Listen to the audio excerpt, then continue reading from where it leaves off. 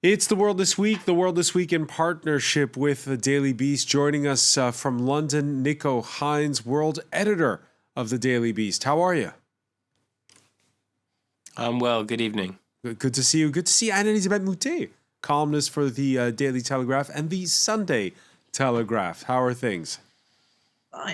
Fine. Okay, well, that's good to know. Matthew Dalton, reporter for the Wall Street Journal. Are things fine? Also fine. Also fine. All fine. There's not much going on this week. Maybe Christine O'Kello, journalist at Radio France International, has a different tale for us. How are you? I'm very well, François. Happy to be here. All right. Peace. All right. The World This Week, which you can watch or listen to, by the way, on Spotify, Apple Podcasts, and other fine streaming services. It was the week European leaders dispensed with niceties, with the Delta variant whacking the continent and Omicron on the way. Germany's outgoing and incoming chancellors sitting at the same podium to announce, well, a lockdown for the unvaccinated, effectively. This time, there's consensus among regional leaders in Germany. Anti-vaxxers be damned. The new guy, Olaf Scholz, welcoming the prospect of Parliament approving vaccine mandates for essential workers as a first step, he says. We will also have an open vote in the Bundestag on a general vaccination obligation. I believe that things will move forward, and I am confident that the Bundestag will make such a decision. And Elisabeth Moutet, you know, for the vaccines first arrived nearly a year ago. We spent the whole summer debating how do you get people to get their jabs and everything. And it feels like this week, it's like it's off the table. People are sick of it now. Go get them, and if you don't, we're going to force you to do it. I think yes. I mean, we've seen the vaccine mandate in Austria, and of course the Germans must have been very much aware of what their neighbour were doing. This question of having a vaccine mandate in Switzerland, you will say that German-speaking countries are people who sort of believe in sort of health and sort of an orderly sort of organization of things. I have no problems with the vaccine mandate. I don't understand how it has become a political football. We've all had vaccines that were compulsory to go to school in France. And it makes no sense for me to refuse something because it might have a millionth of a tenth of a risk. Many things that we take, from cigarettes to the pill, have far more risks. Other vaccines also had risks, but nobody was raising this. Everybody suddenly speaks as if they had sort of 15 years of studies plus spending time in special pharmacobiology labs. And to me, I can see the civil liberties issues on other things.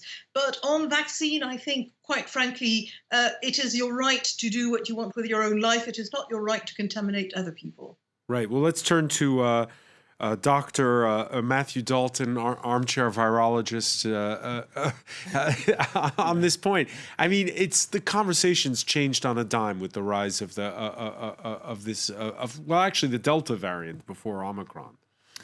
Yeah, I think that the Delta definitely changed everything, particularly in France. When you look at what happened here, France is reputed to have the highest levels of vaccine skepticism practically in the world. And people were really worried about getting the public to really embrace the vaccine.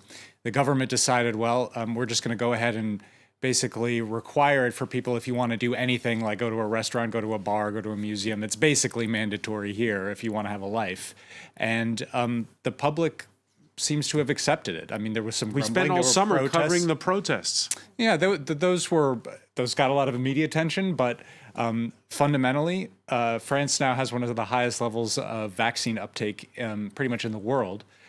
So you step back and look at it overall, it's been a huge success what France managed to do, and I think a lot of countries are realizing that if they just kind of bite the bullet, take these steps, it's going to work, and it's going to get people to take the vaccine. The lengths some will go to, by the way. A 57-year-old dentist in northern Italy tried to get around the COVID vaccine by offering up a fake arm made out of silicone for his jab. The ruse exposed by the alert health worker. He did it, by the way, Christine O'Kello, so he could get that health pass and be able to go to restaurants, bars, etc.? It's really important to have a health pass, and you can't do anything without it. I'm desperately trying to get my third dose so I can carry on, benefiting from this health pass. But in our newsroom, we've sort of been having a huge debate on what to actually call the new variant. Is it Omicron or Omicron? So now it's we've actually decided on Omicron, and we've been looking at the impact the variant has been having on African countries. I'm from the Africa Service, and we're really surprised by some of the strong reaction from African leaders, such as Cyril Ramaphosa, the president of South Africa, calling the reaction, the retaliation measures of Western countries, describing it almost as a new form of apartheid. Well, let's listen to Cyril Ramaphosa on that. A more contagious variant, yes, but is it deadlier? Early evidence suggests no sign of that, he says South Africa's president. Given that it was our own scientists, African scientists, who first detected the Omicron variant, it is also a slap in the face of African excellence and expertise. These bans will cause untold damage, in particular to travel and tourism, that sustain businesses and livelihoods in South Africa and the Southern African region. As South Africa, we stand firmly against any form of health apartheid in the fight against this pandemic. Yes, indeed. Already this morning, 2 festivals in South Africa were forced to cancel because of the high spread of the variants. And I think Ramaphosa, what he's saying is that, look at us, we've been, under shutdown for almost 2 years. Our economies, we want to sort of get back on our feet. And now, you're shutting your borders. You already denied us, doses of vaccines. This whole question of travel bans has raised yet again the whole issue of vaccine fairness and or lack of thereof, and he's saying that if you're shutting the borders, you're keeping the doses. How on earth are we meant to get back up? And I think it really does raise a question. African countries need help. They need their economies to get back on their feet. And closing borders is not the way to go. So Nico Hines, 2 schools of thoughts on this, because on the one hand, there are those echoing what Christine was telling us, saying that travel bans didn't work at all in the past anyway, so why do them? And then you have those warning, well, it's still early days. I know you have a story on the homepage of the Daily Beast talking about how the incidence in those under 5s is high with this new variant. Yeah, well, I think there's 2 things going on here, and I do feel sorry for the South Africans. It's the second time that they've identified a variant early and have therefore been lumbered with almost with the blame for it. But what was very striking, I was watching the South African Health Ministry press conference this morning, and the health minister said exactly what the president's been saying, that it's a slap in the face, it's incredibly rude, how can they bring in these bans, it's so unfair. Unfortunately for him, next up was the top health expert who had the charts and the numbers about what's actually been going on the ground over the last couple of days. And the numbers, I'm afraid, are really, really scary. I understand why people thought that there was a knee-jerk reaction originally, but unfortunately the numbers on the ground have now overtaken that political point. And really alarmingly, the increase in infections is shooting up much faster than any of the previous waves have done in South Africa. And bear in mind that 42% of people there are vaccinated now. So the number should be going up more slowly than it did previously. And one really strange But let me just interrupt you on that. Let me just interrupt you on this, Nico, which is, yes, it's more contagious, but is it more lethal? Well, we're going to have to find that out in about 2 weeks, aren't we? Because something like, I think there were 300 cases a day 2 or 3 days ago, and there were 11,000 cases yesterday. So you've got to extrapolate. It takes you 2 weeks to get really sick, go to hospital and die from contracting the virus. What we do know is that there's a surge in people going to hospital, and that Obviously, still the majority of people who get COVID, it's mild symptoms. That's been the case all along. But when the numbers get bigger and bigger and bigger, and what's been really telling in this is that there's a 5 times increase of children under 5 going to hospital just in the first few days of this new surge. So yes, it's too early to be sure, and this is not full investigative data that we can extrapolate from, but the early signs are really, really worrying. All right. We're going to obviously be keeping an eye on that as many countries shut down. Due to COVID, there won't be any foreign travelers at the Beijing Winter Olympics in 2 months. Now the hosts and the International Olympic Committee have a new problem. The fallout over Peng Shuai, the World Tennis Association suspending all tournaments in China until it's got firm guarantees on the well-being of the double star, who's been out of the public eye since a quickly deleted post on social media Weibo denouncing unwanted sex with a former vice premier. WTA boss Steve Simon pulling the plug despite the IOC's assurances that it's now spoken with Peng for a second time.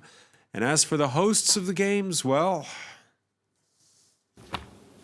我们已经回答过了你的问题，我也愿意再次重申，中方一贯坚决反对将体育运动政治化的行为。 Firmly opposed to acts that politicize sports. Anne-Elisabeth Moutet. I can't help comparing what happens to a woman who tries and say what happened to her in China, and the result, and women who will literally get people cancelled just because they tried to kiss them. I'm absolutely no apologist for rape. I think it happens, and it's outrageous, and it's a crime. But we should really sort of have more effort on that sort of thing. It's very good that they are essentially cancelling the tennis tournament, because we don't know where that woman is. She's probably in somewhere very unpleasant. It's possible that China wants her champions and therefore will bring her back cowed and sort of ready to toe the line, and never talking about her horrible experience with that man again. This is where we should be looking. This is much more important than many of the things, not all, but so many of the things that are being overwritten and overcovered in our countries, in our free countries. Yeah, tennis stars have feted the WTA for suspending tournaments there and railed against the Olympic movement. One example, tennis great Martina Navratilova tweeting to the IOC, "So far, I can barely hear you!" 3 exclamation points. Matthew Dalton, the onus is on China. The onus is on the International Olympic Committee? Well, I think the onus is on China. I think this behavior is pretty shocking, and this statement that they're against attempts to politicize the games as if an accusation of sexual assault is a political issue.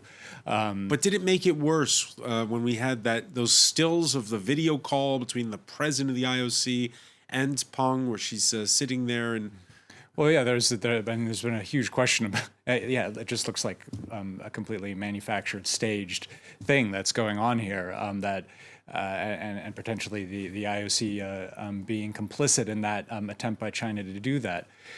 So I think this is something that China has and the West have repeatedly dealt with over the past few years. They dealt with the NBA criticism, the National Basketball Association criticism of its policy on Hong Kong. Xinjiang has come up repeatedly, where some sports figures have criticized those policies, and I think it seems like these Western sports associations are beginning to take kind of a stronger line against China. I think the NBA at first, when this controversy bubbled up, they were kind of retreated, like a deer in the headlights. But now they have been standing up more for players who want to criticize the Chinese government for its policies. It's the players or the associations? I just want to go back to the point on, we can't politicize sports. I mean, I think I disagree. A lot of people watch tennis, watch football, watch basketball. Sports federates a huge amount of interest, a lot of popular support. So if the Tennis Federation is suspending China, I think it will send a strong political signal to the Chinese that they can't allow all sorts to go on, unchecked. And it's really important for the safety of this woman who I recently only discovered that her safety is assured, and if there is enough pressure, then maybe it will force the Chinese to take claims of sexual assault seriously. All right, and it's not just those upcoming Winter Olympics in China that have been in the spotlight. Reigning Formula One world champion Lewis Hamilton in a dogfight to retain his title. He's got a big race coming up on Sunday. So many wondered, would the British legend speak up about human rights ahead of the Saudi Arabian Grand Prix? Well, the answer is yes. Hamilton telling Sky Sports, do I feel comfortable here? I wouldn't say that I do. And as he did in Doha for his previous race, Hamilton will wear a rainbow-colored helmet to call out discrimination against sexual minorities. If anyone wants to take the time to read what the law is for the LGBTQ plus community, it's pretty terrifying. There's changes that need to be made, said Lewis Hamilton. Your thoughts on this, Nico Hines? I think it's great. I think Lewis Hamilton is doing fantastically well, as is the WTA. It's become increasingly de rigueur for these rich but despotic regimes to spend huge amounts of money trying to launder their reputation with sports washing. What they want to do is they want to bring these great popular figures to their country to, do their wonderful feats, whether it be driving really fast or playing fantastic tennis or with the Qatar World Cup, having the best players in the world there. And they know that if people become used to seeing these great people that they love doing what sports and entertainment that they love in these countries, that people around the world will think, oh, this is a perfectly normal country after all.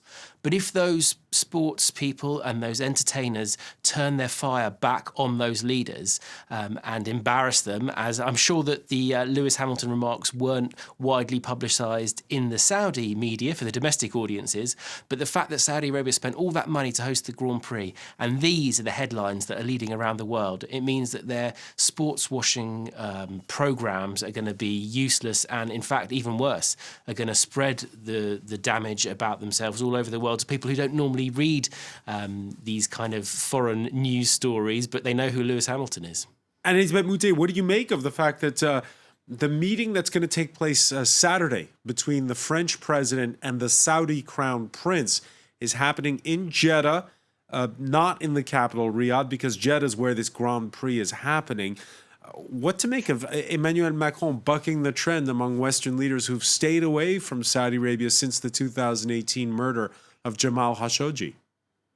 Well, first of all, from what I gather, a meeting in Jeddah and not in Riyadh and not in Neom, which is this futuristic town that Mohammed bin Salman is very keen on in Saudi Arabia, is actually pretty insulting towards the French president. So there must have been something said that the Crown Prince did not like from Emmanuel Macron. But Emmanuel Macron is in a bind because he's trying to forge alliances in the Gulf. He is expecting to sell Rafale planes to the UAE, to the Emirates. He has essentially let pass the appointment of an Emirati head to Interpol.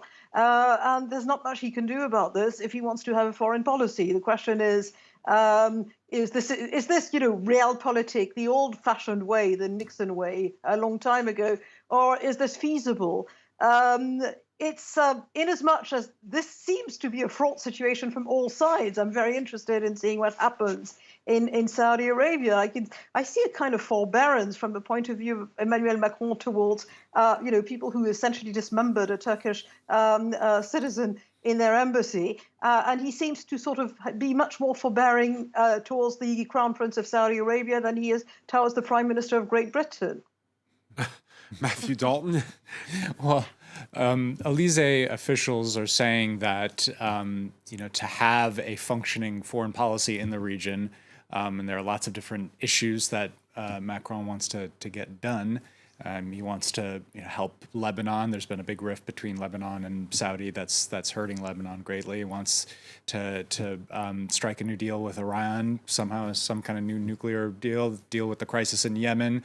All those things, you can't do anything without the participation of Saudi Arabia. It's the most important country in the region, arguably. So they say, look, what happened. We've got to kind of move forward and move forward with our foreign policy goals. And in addition, we've got some weapons that we want to sell to people in the region. And so all those things together say, we just got to move ahead and put the terrible thing that MBS did behind everyone. Speaking of weapons, it's back to Congo for Ugandan troops. Only this time, contrary to the civil war of 2 decades ago, they're invited. More troops and equipment, including armored vehicles, crossing over on the third day of an operation against the Allied Democratic Forces. That's an ISIS-affiliated insurgent group blamed for massacres in eastern Congo and last month's bombings in the Ugandan capital, Kampala. We agreed together to put an end to the ADF, who are Ugandans who come from Uganda, but who grieve mostly for the Democratic Republic of Congo. Christine Okela, it's everyone's always a little wary when troops cross a border. What to make of this? Well, Ugandans and Congolese citizens who we've been speaking to all raised concerns. Yes, it might be a good thing that Ugandans are coming in, but there's no clear entry strategy. There's no exit strategy either, because the last time Ugandans came in, it led to a whole host of disastrous consequences. They stayed for years. They stayed for years. What's also interesting is at the moment the Congolese are actually suing the Ugandans because of all of the mess they left the last time. They're suing Kampala for up to $13 billion because there was a lot of questions that were left unanswered. So this time round, again, they're saying to avoid a repeat of history, we need to have a clear mandate in place. Okay, so the Ugandan troops are going in to officially dislodge the ADF rebels, but what are the clear terms? And how long are they going to stay for? Only this Wednesday, the Congolese national police spokesman, he gave a press conference, but he avoided any questions about time frame, about the actual specifics. So all of this raises doubts and raises concerns among both sides as to what will this operation actually achieve. It's a part of the world that, for those watching from the outside who don't follow it closely, we don't associate with ISIS-affiliated insurgencies. It's very interesting because the ADF initially was a local Ugandan rebel group which wanted to impose Sharia law, and today it's now espousing an international jihadist strategy.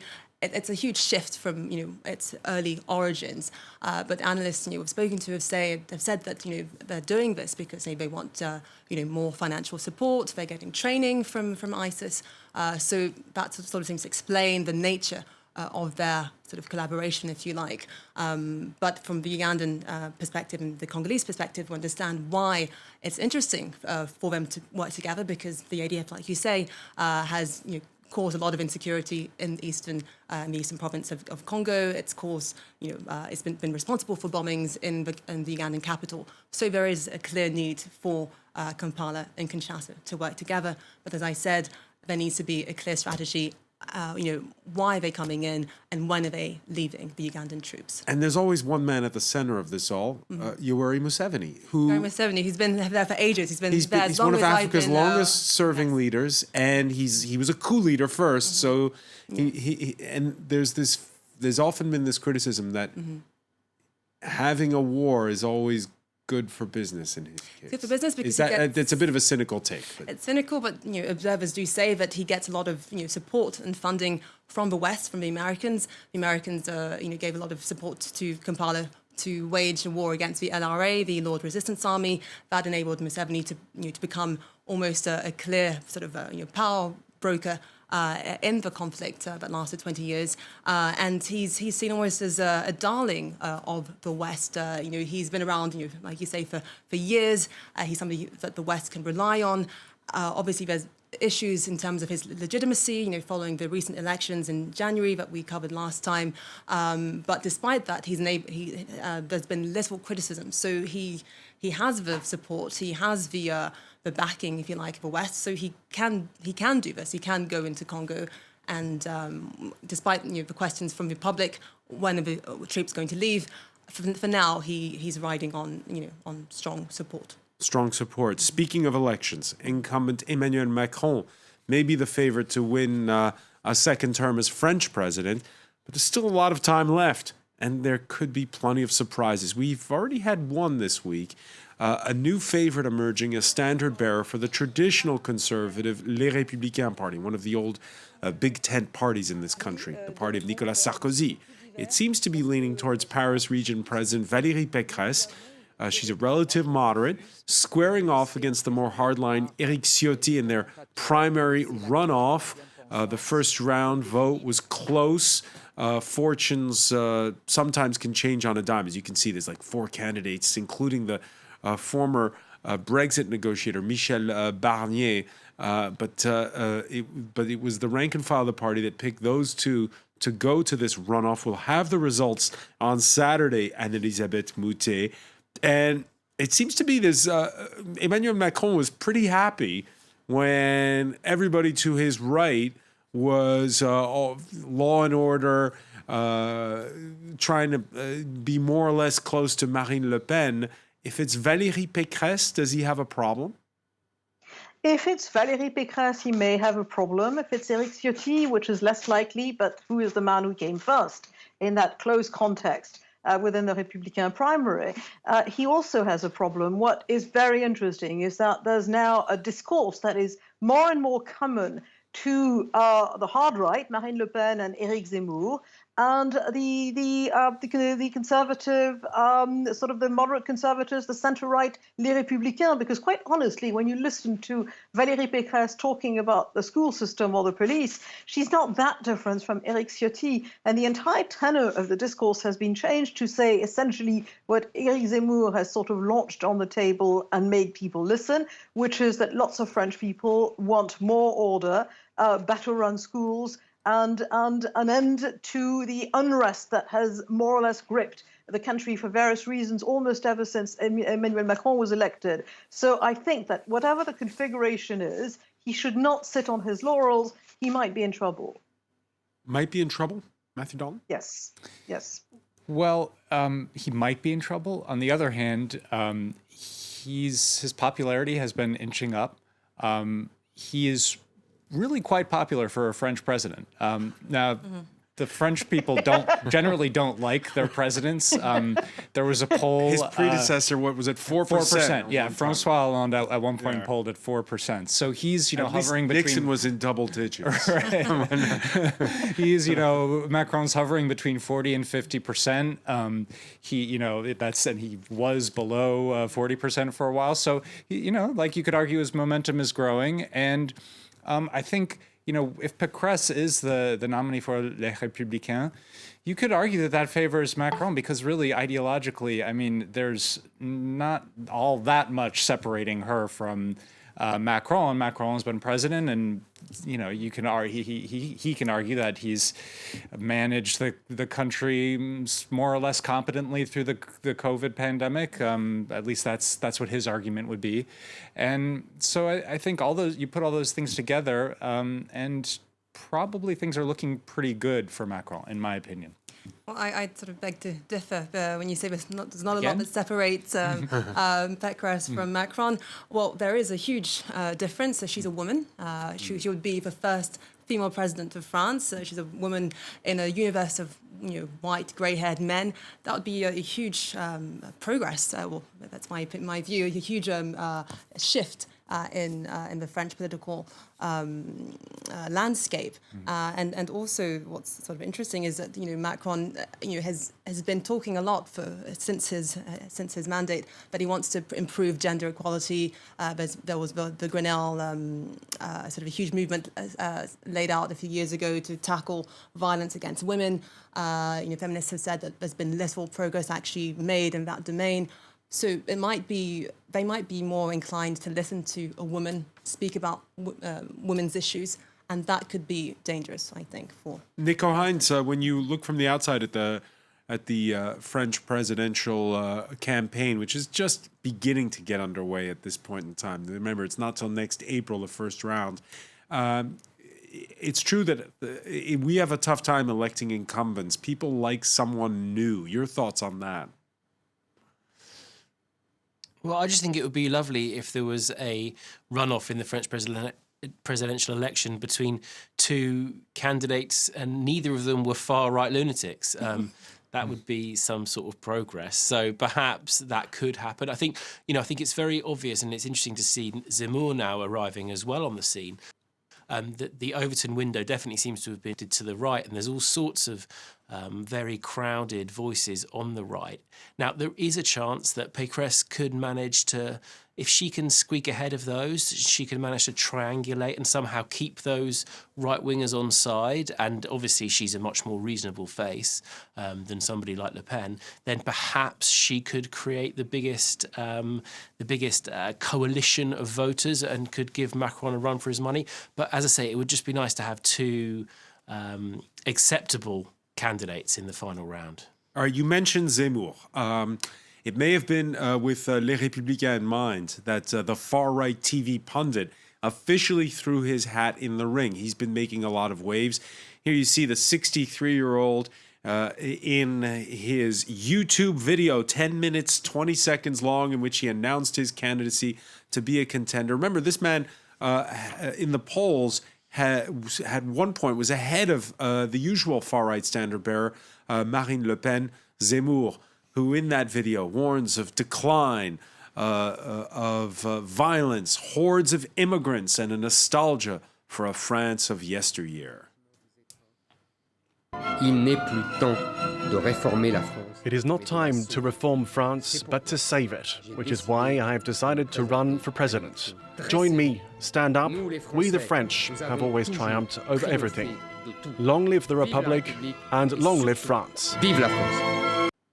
Lots to unpack there, Anne-Elisabeth Moutet.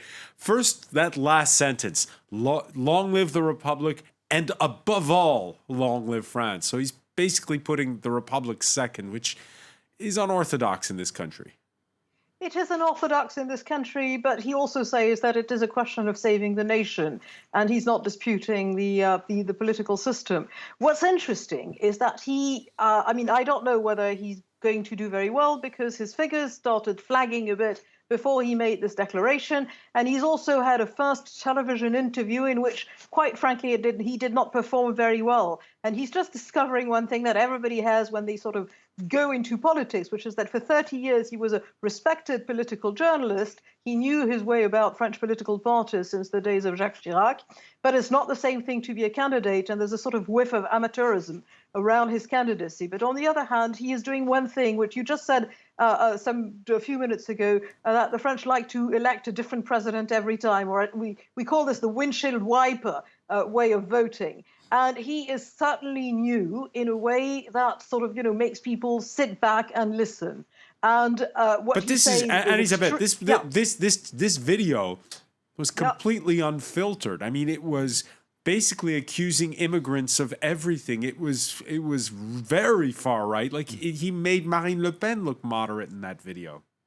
He did not accuse immigrants of everything, actually. He said immigration does not, these problems, that problem were not caused by immigrants, but immigration makes it worse, which is not exactly the same thing. It was quite right, but it's not, it's not peppered with images of violence. Sorry? It was peppered with images of violence while he's speaking. Yes, absolutely. But the images of violence are taken from the actual news. And if we say that this is not a concern to French citizens, if you take Eric Ciotti and to some extent even Pécresse have been saying exactly the same thing in more moderate terms. They say we must put a halt to violence. We must bring back order in schools. You may disagree with, of course, the solutions of Eric Zemmour, but what he's saying in terms of what's been happening in France that's been underreported is something that the other candidates have now started to say as well. And I think ignoring this just creates surprise when you find out that it's actually getting people's votes. We've got to look at the situation the way it is and not the way we would like to find it. It's and that's what can I say about Zemmour's solutions? They are strange. I mean, they're weird. He wants to send people back, and it's very obvious that he can't. He wants to block, completely close the borders. It's very obvious that the solutions won't work. But what's really interesting is that he has certainly struck a chord. This is a man who polled 3% in July and went up to 18% in November, in early November, and that means that he's touching a chord. He's hitting a chord. You mentioned earlier, Matthew Dalton, how Macron's handling of the COVID pandemic. We began this conversation about the fact that we're edging towards mandatory vaccination, and it's interesting because the far right's not talking about that issue. They're only talking about one issue right now, really. Well, that's the issue that, particularly in the case of Zemmour, has animated his entire, arguably his career, but in particular his campaign, is immigration, national identity. And I think it's a big question about whether that issue by itself, or that kind of collection of issues by itself, is enough to propel him to the Elysee. And I think opinion polls show that arguably it isn't enough, that people care about a lot of other things, like, for example, your management of the government, COVID, your competence in those areas. And so, your economic policy, I think Zemmour hasn't really been talking a lot about that, but he's actually quite liberal economically, and arguably too liberal for France. Sort of one of the things that differentiates him from Le Pen. So I think, once those issues, and once he's confronted with a debate and has to come up with a more rounded campaign platform, I think that there's probably a ceiling to his support. The same way there's a ceiling to Marine Le Pen's support. I don't think the same day that Zemmour was offering up his apocalyptic warnings on immigrants Wednesday, France was honoring an icon, Josephine Baker, entering the Panthéon. That's where the Republic buries its greats. It's on the left bank in Paris. Her rags to riches tale, from abject poverty in St. Louis, Missouri, to worldwide fame on the music hall stage, a war hero in the service of the resistance, a civil rights campaigner brought to life by her signature song, J'ai deux amours, my two loves, my country and Paris. It was wearing her French military uniform that Josephine Baker would speak at the same podium in 1963 where Martin Luther King would give his I Have a Dream address, France's president saluting in her, an aspirational tale that's both universal and French, he says. You enter our pantheon because you were born American. But deep down, there's no one more French than you. It's a very American way, though, of looking at things. You, too, can rise up and become a national hero. Yes, indeed. I just want to touch upon the dichotomy between Zemmour declaring he wants to run for president and Josephine Baker being honoured, the first black woman to enter a pantheon. It's almost as if France is sort of stuck between two directions. On the one hand, it could embrace a man who rejects immigration. On the other hand, it's embracing a woman, who's the image of immigration. I think her story is just so inspiring.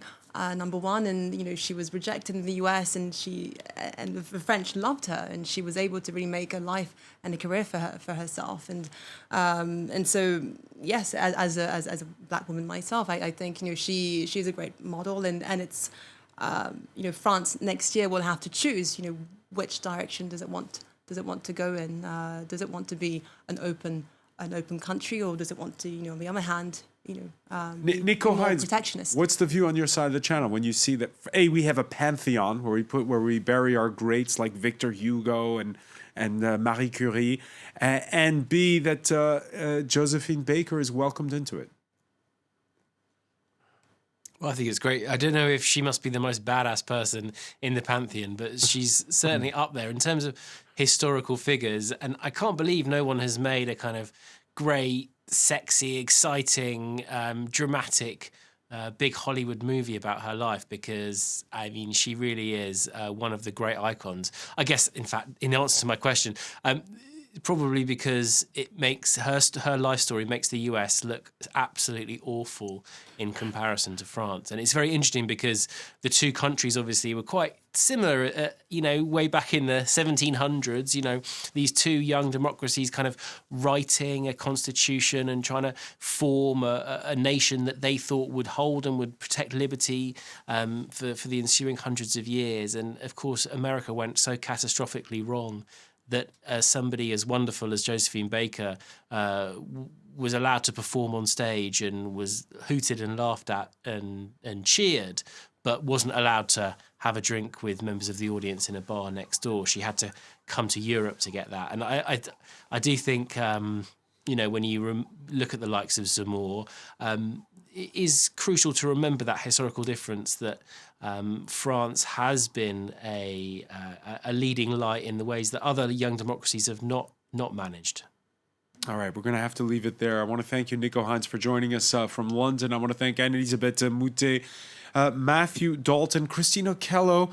Thank you for being with us here in The World This Week.